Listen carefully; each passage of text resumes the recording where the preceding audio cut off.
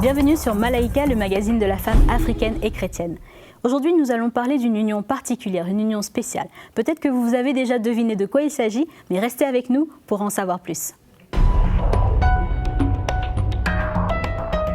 Donc voilà, vous l'avez découvert, le thème du jour, c'est le concubinage. Et effectivement, il y a plusieurs formes que le concubinage peut avoir et on va en discuter aujourd'hui, bien sûr, avec notre panel qu'on connaît, bien sûr, Mama Audrey, Magali, Mama Janine, pour essayer de donner des réponses, Mama Audrey, sur ce thème. Oui, c'est un thème assez répandu, je pense, en Afrique et qui mérite d'être adressé. Tout à fait, tout à fait. Donc le concubinage peut prendre plusieurs formes, comme on disait un peu plus tôt, que ce soit les 3e, 4e bureaux avec lesquels les hommes se mettent en ménage, ou alors des couples qui habitent ensemble sans vraiment avoir été en union officielle devant le maire ou devant Dieu. Donc on va essayer de rentrer en détail avec cette vision, et plutôt la vision du Seigneur dans ce cadre-là. Mais avant de rentrer dans les détails, nous allons passer à la rubrique de Mag. Alors justement, Magali, on parle de concubinage et il y a plusieurs perceptions, plusieurs compréhensions de ce concubinage. Qu'est-ce que le dictionnaire, Magali? Alors voilà, définition, contexte, voilà, comme d'habitude. Alors le concubinage, en fait, c'est la situation d'un homme et d'une femme qui vivent ensemble sans être mariés, comme tu l'as justement évoqué. Alors étymologiquement, le mot concubin signifie celui qui couche avec. C'est marrant. C'est marrant. C'est par cela qu'on sait qu'ils sont concubins. Voilà, exactement. Celui qui couche avec. Et concubine, c'est un terme qui désigne à l'origine une femme vivant quasi maritalement avec un homme et de statut plus élevé, possédant déjà une épouse officielle. Et c'est ce qu'on voit d'ailleurs dans la Bible. Tout à fait. Par exemple, Abraham prend l'esclave Agar comme concubine. Exactement. Sa femme Sarah, elle ne pouvait pas concevoir. On connaît tous un petit peu l'histoire d'Abraham et Sarah. Vous avez également Salomon qui avait pas moins de 700 femmes et 300 Ça va concubines. Plaire à nos frères africains. Voilà. Alors, il y a plusieurs couples qui vivent en concubinage dans plusieurs pays d'Afrique. Mais d'après les recherches que j'ai pu faire, eh bien, c'est toujours très, très mal perçu. Et c'est surtout un objet de tension dans les familles parce que les gens n'acceptent pas du tout ce type de vie. Alors pourquoi on a recours au concubinage en Afrique, Mama Audrey? Eh bien, c'est les facteurs économiques qui reviennent en fait. Souvent avec la dot, parce que la dot c'est tellement important. Le mariage exige vraiment des préalables en Afrique et les jeunes hommes, faute d'argent, eh bien, ils vont nier le mariage et ils vont manifester quand même le désir de vivre avec une femme, mais ils n'ont pas l'argent, donc du coup, ils s'installent comme ça sans être mariés. Par exemple, j'ai pris le témoignage d'un jeune Congolais qui racontait que voilà, je vis avec ma fiancée et non avec ma femme, à cause de ma belle famille qui a exigé une somme exorbitante qu'il me faudra au moins 4 ans pour trouver. Voilà. Le peu que j'avais, ils ne l'ont pas voulu, et attendre, c'est trop long. Alors nous avons décidé avec ma fiancée de vivre ensemble sans leur accord, et le reste suivra. Donc il y a beaucoup de jeunes gens qui vivent comme ça, et vous avez donc ce facteur économique, vous avez également tout ce qui est découchement. Quand on a eu une aventure d'un soir, la femme a eu un enfant, là aussi, eh bien, les gens s'installent comme ça, de cette façon, sans être mariés. Alors la perception, je vais revenir un petit peu aussi sur la perception du concubinage en Afrique. Voilà, en fait, c'est souvent perçu comme quelqu'un qui est concubin, qui vit en concubinage, est souvent perçu comme quelqu'un qui veut faire plusieurs conquêtes, qui est un peu libertin, qui est incapable de prendre des décisions, incapable de s'engager. Donc du coup, il y a une très très mauvaise perception. Et cette perception est tellement forte que dans un pays comme le Burundi, eh bien, le président a donné jusqu'à la fin de 2017 pour que les gens régularisent leur situation et qu'il n'y ait plus de concubinage dans tout le pays. Nettoyage total. Il a dit nettoyage total. Il a fait une campagne de moralisation de la société. C'est génial. Il veut moraliser tout le monde et il a obligé tous les Burundais qui vivaient en union libre de se marier. Se régulariser la situation. Voilà, régulariser leur situation. Et donc c'est vrai que c'est encore... Et qu'est-ce qui se passe dans ce cas, même sans la dot? Ben écoute, là, il faut rentrer dans les détails. Après, le Burundi, je ne sais pas si c'est un pays qui pratique. Bon, je pense que c'est quand même en Afrique partout pareil. Mais en tout cas, c'est une bonne initiative de ce président. Moi, je trouve que c'est vraiment... Parce que ça génère en tout cas beaucoup de conflits. Je suis sûre que Mme Janine pourra le confirmer. Quand on vit en concubinage, c'est toujours très, très, très mal vu, en tout cas pour les couples. En tout cas, c'est très louable pour ce président qui prend le risque de s'opposer à une pratique très courante en Afrique. Tout à fait. D'autres pays d'Afrique suivent le modèle, Alexandre. Voilà, c'est ça. Justement, Mama Janine, au Kinshasa, on parle du Burundi qui refuse le concubinage. Qu'en est-il à Kinshasa? Oui, et justement, peut-être pour revenir un peu rapidement sur le Burundi, c'est très louable cette initiative et vraiment félicite. Mais après, il faut voir si concrètement, ça va être suivi dans les effets, puisqu'effectivement, ils doivent ne plus vivre en concubinage, parce qu'effectivement, légalement, le concubinage n'existe pas dans les textes de loi en Afrique. Il faut voir, est-ce qu'ils doivent payer la dot et est-ce que les gens sont en mesure de payer la dot. Donc, bien sûr. Ça génère quand même le pas projet mal de... est intéressant, mais derrière, il faut voir si ça va... La réalité. La réalité, qu'est-ce que ça va donner. En tout cas, on se tient au courant. Ouais. Alors, Kinshasa, effectivement, c'est exactement ce que vient de décrire Magali. La situation de concubinage est vraiment... elle existe et il y a de nombreuses familles d'hommes qui ont recours au concubinage. Et beaucoup de femmes acceptent le concubinage. Et on parle bien de chrétiens, là aussi. Et on parle de femmes chrétiennes qui sont... pratiquantes, qui vont dans les églises, qui soutiennent même financièrement l'Église. Donc c'est un mal de société. Je pense que c'est vraiment une question de fond qu'on peut se poser aujourd'hui, parce que pourquoi ces femmes ont-elles recours au concubinage? C'est pour beaucoup de raisons, notamment des raisons économiques, des raisons de facilité, mais ça génère des drames, parce que ce sont des femmes qui vont faire des enfants avec des hommes, bien entendu, et ces enfants-là, sur le plan légal, ils ne sont pas légitimes, pas reconnus. Même s'ils sont reconnus par leur papa, mais au niveau de la loi, il faut savoir, Maman Audrey, qu'il n'y a aucun acte de l'état civil qui ne reconnaît la cohabitation en République démocratique du Congo. Donc il n'y a pas de droit. Il n'y a pas de droit pour ces enfants-là. Et c'est dramatique. Triste.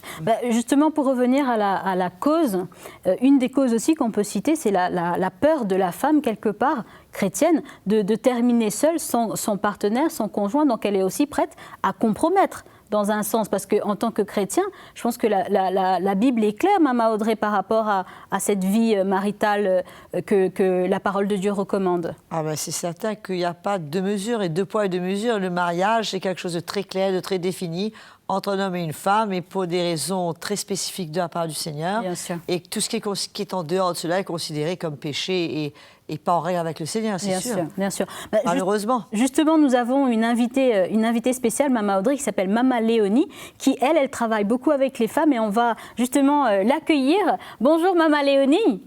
Bonjour Nadège, contente d'être avec vous aujourd'hui.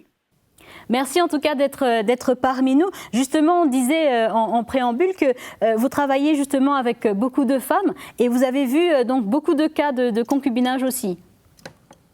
Oui, on va dire que je suis une activiste des droits de la femme, des droits de l'homme en général, et surtout des droits de la femme, parce qu'il est important, comme le dit la création, la femme doit être un partenaire égal à son conjoint.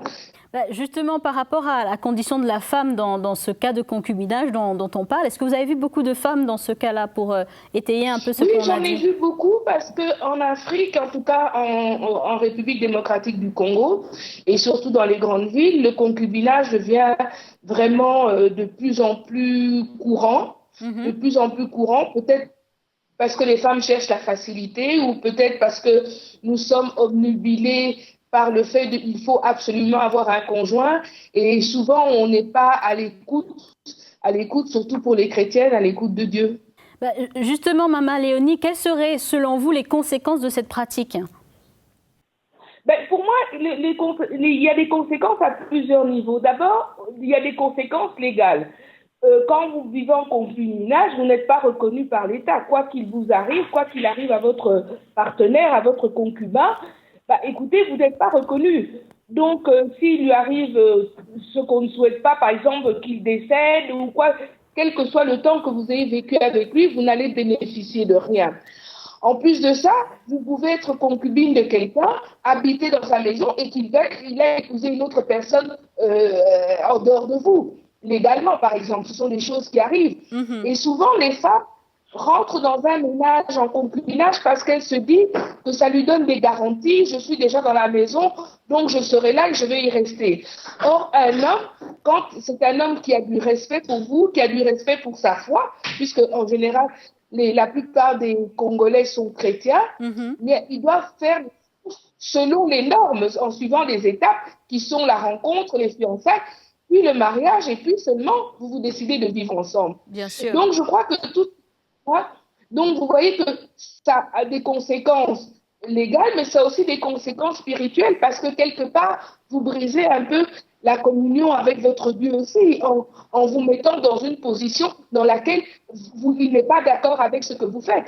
Puisque je crois quand même que Dieu respecte d'abord sa parole et puis la loi de son pays. On ne peut pas vivre dans des conditions qui sont illégales par rapport à son propre pays.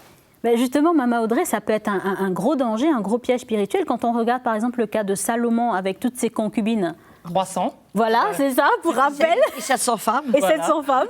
Comment elle a fait pour gérer ça, on se demande. Mais bon, 1000 en tout, quand même. c'est sûr que Salomon a commencé dans la gloire d'une manière extraordinaire. Il avait un cœur incomparable, il ne recherchait rien. Rien d'autre, oui. Et au point où le Seigneur lui a dit, je te donnerai tout ce que tu demandes, en plus, l'or, la gloire et tout le reste. Mais le Seigneur avait averti que c'était un danger d'aller courir après les femmes étrangères. Et nous voyons que l'avertissement du Seigneur s'est révélé être juste. Et comment le cœur de Salomon s'est éloigné du Seigneur. Il a perdu la vision, il a perdu la route et il n'a pas pu terminer la course d'une manière qui a pu glorifier le Seigneur, alors qu'il avait un appel extraordinaire. C'était lui que Dieu avait choisi pour construire le temple. Bien sûr. Au travers de, donc il a perdu cet appel au travers de concubines qui l'ont éloigné. Il a perdu la vision. Son cœur s'est éloigné du Seigneur à travers, c'est sûr, puisque c'était des femmes qui ne connaissaient pas le Seigneur, qui ne connaissaient pas le Dieu d'Abraham, d'Isaac et de Jacob. Et ils ont entraîné le cœur de Salomon loin du Seigneur. C'est ça, c'est ça. Et c'est triste de voir que, ça c'était l'Ancien Testament. Bien sûr. Mais le Nouveau Testament, ça n'a rien à voir. Le Nouveau Testament, c'est pas concubinage ou 700 femmes ou 3 femmes, c'est mariage. Point barre. Et basta. Et basta. Rien en dehors. C'est déjà bien. C'est déjà pas mal. Alors, mais Mama Audrey, on a aussi un cas avec justement Mama Janine de révélation, ou en tout cas, il y a une clarification de la part du Seigneur dans ce couple-là, Mama Janine, qui a changé justement de direction. En fait, non, c'est une femme qui connaissait pas le Seigneur, donc qui a été concubine, et elle a rencontré le Seigneur, et elle a commencé à comprendre que sa situation n'était pas claire par rapport au Seigneur. Amen. Donc, sa foi l'a interpellée dans ce style de vie qu'elle avait, et jusqu'au jour où elle a compris qu'elle avait un choix à faire. Et il y avait un choix décisif pour sa vie. Soit elle vivait en harmonie avec sa foi, ou elle compromettait sa foi. Il n'y a pas d'autre chose à faire. Exactement. Et elle a pris la décision d'arrêter de vivre en concubinage. Amen. Et ça a été véritablement Cataclysme. Un cataclysme pour la famille. Pour persécuter, c'est sûr. Persécutée, mais elle a tenu ferme, elle a dû même quitter le pays parce qu'elle était persécutée. Mais le Seigneur l'a vraiment protégée, elle est partie dans notre pays, elle a trouvé un emploi et 20 ans après, elle a pu revoir ses enfants qu'elle avait eus de cette union. Mais elle a mis sa vie claire devant le Seigneur, elle a fait un choix. Wow. Amen. Elle a assumé les conséquences de ce choix. Exactement. Et je pense que c'est vraiment ça que ces femmes doivent certainement essayer de comprendre, c'est que bien sûr il y a la facilité, bien sûr l'Afrique est économiquement, socialement à terre, mais il ne faut pas qu'on justifie, il faut pas que ça justifie ce genre de pratique, ce genre de vie qui ne glorifie pas le Seigneur pour les femmes chrétiennes. Il y a juste un autre point que j'aimerais soulever aussi, c'est le cas de ce couple du Congo-Brazza qui a été en fait encouragé par le pasteur lui-même de pouvoir vivre en concubinage parce qu'en fait, autour d'eux, il y avait beaucoup de cas de séparation, de divorce.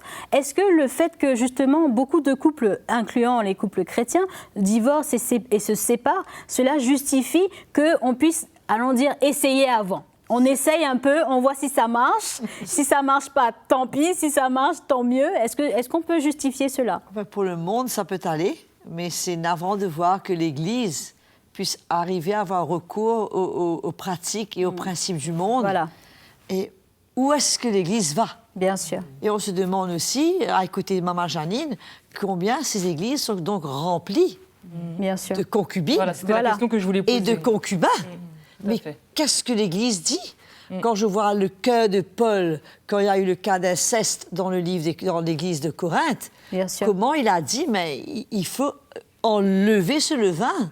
au milieu du peuple de Dieu, parce que sinon ça va influencer le reste. Mais comment est-ce qu'on tolère 2 poids et 2 mesures dans l'Église du Seigneur et qu'on laisse ces situations perdurer? Ça ne peut qu'encourager la reproduction des mêmes situations. Et quand le péché demeure dans l'Église, comment est-ce qu'on peut s'attendre à ce que le Seigneur intervienne, le Seigneur agisse et que le Seigneur soit glorifié? C'est une situation vraiment très, très triste et on se demande quelle est la raison. C'est ça. Est-ce que ce sont des vrais bergers? Pourquoi ils en sont là? Pourquoi est-ce qu'ils autorisent le péché? Est-ce que c'est leur cas à eux-mêmes? Je ne sais pas, mais c'est très difficile à comprendre. C'était vraiment la question que je voulais poser à Janine, justement. Oui. Est-ce que les pasteurs parlent de cela aussi, ou est-ce qu'ils laissent couler, tant pis Les pasteurs ne parlent pas de ça, parce que regarde, quand tu prends par exemple la dot, que beaucoup de couples vont vivre ensemble parce qu'ils n'ont pas les moyens d'honorer la dot, qui va, donc l'argent qui va avec les cadeaux et les présents. Donc c'est quand même, on est là encore une fois face à des coutumes, à des traditions culturelles qui sont véritablement ancrées. Et qui perdurent. Et qui perdurent. Et les pasteurs eux-mêmes, je pense qu'ils n'ont pas la lumière de rentrer vraiment dans le... Avec vraiment, en toute humilité, hein. Mais je pense que la culture est tellement prégnante dans ces situations que pour eux, c'est tout à fait normal que la dot soit exigée. Donc, c'est ça. On est vraiment on n'est pas sur les mêmes niveaux de lecture, en fait, parce que la culture est là, elle est ancrée et elle dépasse tout. Sur la foi. Je vous ai déjà donné ici même l'exemple de ce pasteur qui, avant de marier les couples dans son église, leur demande de produire le certificat de mariage coutumier. Voilà. Mais est-ce que ce n'est pas le cas que le mariage civil demande ce certificat? Aussi, dans certains cas aussi, il y a cette demande-là. Donc pourquoi est-ce qu'il doit exiger en plus au niveau de l'Église? Parce que pour l'Africain, le mariage coutumier, dans leur pensée, dans leur sens, c'est plus important. Voilà. Justement, Mama Audrey, avant qu'on continue justement sur ce débat du concubinage, j'aimerais clarifier pour nos téléspectatrices ce point. Qu'on le mette bien clair, haut et fort. Carré. Le concubinage, Mama Audrey, c'est un péché. À 100%, oui. Voilà. Toute relation en dehors du mariage, peu importe ce que ça s'appelle, bureau, concubinage, entreprise, ou il y avait autre chose encore, je me souviens plus. Non, je crois que c'était tout. C'était ça. Peu importe ce que c'est le péché. Et ce n'est pas sur le cœur du Seigneur, ce n'est pas le plan de Dieu pour la famille. Bien sûr. Et il y a une autre dimension que j'aimerais aussi emmener et que justement j'aimerais demander à Mama Léonie qui travaille beaucoup avec les femmes et qui a défini presque le concubinage comme une violence faite aux femmes. C'est bien ça, Mama Léonie? Oui, quelque part c'est une forme de violence faite à la femme, mais que la femme se fait à elle-même. D'abord parce que, quelque part, vous rentrez dans un cycle de vie où vous ne saurez pas vous défendre légalement. Donc, quelque part, vous êtes en position de faiblesse et vous ne pouvez pas, vous n'êtes plus légal de votre partenaire. Donc, c'est une forme de violence. Et souvent aussi, les concubines sont des deuxièmes femmes. Or, être deuxième femme, c'est une violence contre une autre femme, automatiquement. Parce qu'elle est déjà dans son ménage et vous venez vous ajouter dans son ménage. Donc, vous faites une violence contre la femme. Donc, en fin de compte, ce sont des positions que doivent combattre les femmes. Nous, en tant que femmes qui voulons qu'on nous respecte en tant que femmes, en tant qu'être humain en part entière, nous ne devons pas accepter ce genre de situation et de concubinage et de deuxième femme et de tout ce qui peut être dégradant pour une femme. Waouh, Mama Audrey, c'est quand même une déclaration qui est forte. Donc, quelque part, ça veut dire que c'est la responsabilité de la femme de ne pas accepter le concubinage dès le départ. Ben écoute, c'est les deux. C'est d'une part, ça ne devrait pas être non plus celui du mari, mais la femme devrait définitivement refuser. Et quand je pense, suite à ce que Mama Léonie dit, de m'imaginer que les deux femmes se retrouvent probablement dans la même église. Voilà. Avec les enfants des deux bureaux. Voilà. Non, mais comment est-ce qu'on peut gérer ça devant le Seigneur? Mais où est la crainte de Dieu? Où est le cœur du Seigneur? Où est l'Évangile? La sainteté, la sanctification. Je veux dire, moi, avant de naître de nouveau, j'appartenais à une religion. Bien sûr. Mais je savais très bien que ces choses-là n'étaient n'étais pas acceptée devant le Seigneur. Voilà. Mais comment maintenant, aujourd'hui, je dépasse le cadre de la religion, je me retrouve dans une église pentecôtiste évangélique et je vis... La même chose que dans le monde. Comme les gens du monde. C'est terrible. Mais pas au titre de la culture. Mais où est l'évangile? Où est le Seigneur? Où est la parole de Dieu dans tout ça? Moi, je n'arrive pas à réconcilier tout ça. Maman Janine veut réagir. Oui, je veux vraiment réagir par rapport à ce que vient de dire Maman Audrey, parce que moi, je vois que c'est dangereux, mais à 3 niveaux. Parce que déjà, c'est une violence effectivement faite à la femme. Mais premièrement au Seigneur. Au Seigneur, alors, oui. justement, Avant tout, on va commencer par là. Allons commencer par le Seigneur. Le Seigneur rejette cette forme de mode de vie. On offense aussi une autre femme. Et la pire violence, parce qu'on parle des violences faites aux femmes, c'est vrai, bien sûr. mais la pire violence qu'on peut faire à une femme, c'est de lui prendre son mari, me semble-t-il. Oui. Et en plus de ça, la loi ne reconnaît pas. La loi ne reconnaît pas ça.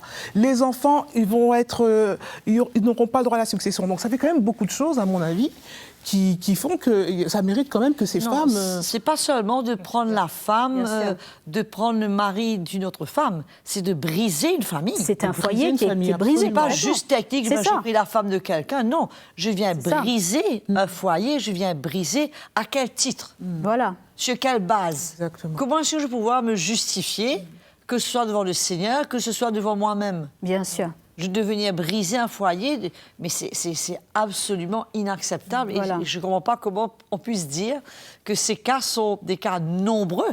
De chrétiens, hein. C'est ça, c'est ça. C'est ça, Maman Audrey, le vrai fond du problème. Mais justement, pour revenir à la chrétienté, quelle est l'union véritablement reconnue devant Dieu?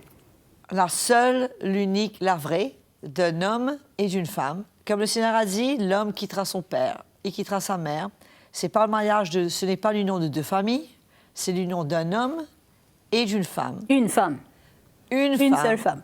Certainement, et pour vivre ensemble, pour créer une famille, pour servir le Seigneur. Je crois que le premier but du mariage, avant même de penser la création de la famille, le premier but du mariage, c'est de servir le Seigneur. Bien sûr. Servir le Seigneur en tant que couple, et par la suite servir le Seigneur en tant que famille. C'est ça. Mais quel mariage? Parce que là, du coup, on se retrouve, on va dire l'union de 2 personnes. Ok, très bien, mais ils peuvent être en union libre, ils peuvent être en union dans le mariage coutumier, ils peuvent être en union au travers du mariage civil, et aussi peuvent être en union au travers du mariage religieux. Oui, c'est vrai qu'en Afrique, c'est compliqué. Hein, c'est ça, c'est ça. Donc, c'est pour ça que Magali, on t'a dit, il vaut mieux ne pas se marier. Non, mais moi, je veux le vrai mariage. Celui que tu es en train d'évoquer, Maman Audrey. Et donc, écoute, je crois que le Seigneur honore la loi. Bien sûr. Et le Seigneur n'a jamais méprisé la loi du pays. C'est ça. Donc, quand un couple est marié civilement, je pense que devant Dieu, ils sont mariés. Voilà. Mais maintenant qu'ils recherchent la bénédiction du peuple de Dieu, la bénédiction de l'Église du Seigneur, c'est un pas extraordinaire que chaque chrétien désire. Bien sûr, bien sûr. Et ça ne vient que confirmer quelque chose qui a déjà eu lieu. Bien sûr. Justement, Maman Audrey, pour clôturer notre débat sur la question du concubinage, quels conseils on pourrait donner en mot de la fin à ceux qui vivent en concubinage là actuellement, qui nous regardent, les téléspectatrices et téléspectateurs, par rapport à ce thème justement? Écoutez, je pense que ces gens, certainement, ne peuvent pas être en paix, ni avec eux-mêmes, ni avec les familles qui sont concernées. Et moi, je veux encourager ces sœurs, je ne connais pas ces frères-là, s'ils nous écoutent, mais je veux encourager ces sœurs à reprendre la route, à ne pas s'éloigner du Seigneur à aucun prix, à se repentir devant le Seigneur, puisqu'il y a la grâce de Dieu qui est là. Ce n'est pas trop tard. Dieu n'a pas mis une croix sur elle, le plan de Dieu pour elle est toujours le même. Et si elle retourne à Dieu de tout leur cœur, et comme la sœur que Maman Janine a citée, elle a eu la conviction, elle a décidé de mettre de l'ordre, peu importe le prix à payer, ça vaut la peine. Amen. Et ce sont des sœurs qui vivront dans la paix et qui retrouveront la paix et la communion avec le Seigneur. Amen. Et il n'y a rien de plus extraordinaire. Maintenant, comment ça se passe avec les enfants? Comment ça se passe avec tout ça? Le Seigneur mettra de l'ordre. Je ne sais pas. Il n'y a que le Seigneur qui pourra mettre de l'ordre dans tout ça. Exactement. Merci en tout cas, Maman Audrey, pour cet encouragement. Merci, Maman Janine. Merci beaucoup, Magali. Et bien sûr, merci, Maman Léonie, d'avoir été avec nous. Merci à toutes celles qui nous suivent fidèlement sur Malaika, sur la page Facebook, qui nous envoient des mots d'encouragement. Continuez de parler de l'émission autour de vous. Partagez-le à des chrétiens comme à des non-chrétiens. Je suis sûre qu'ils seront encouragés. Et j'espère en tout cas vous retrouver à la prochaine émission. Bonjour.